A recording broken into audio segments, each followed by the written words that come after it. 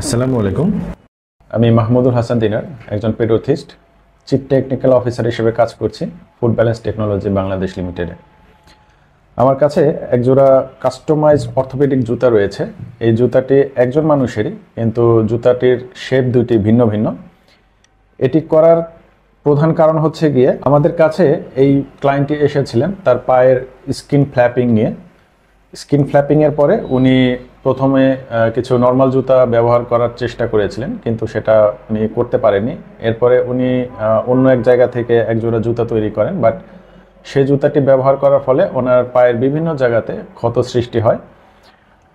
আমাদের কাছে আসার পরে আমরা রিঅ্যাসেসমেন্টের মাধ্যমে ওনার আরও কিছু ফাইন্ডিংস বের করি। এতে ওনার জয়েন্টটা আমরা রিজিড পাই, পায়ের প্লান্টার অংশে কিছু ক্ষত আমরা দেখতে পাই।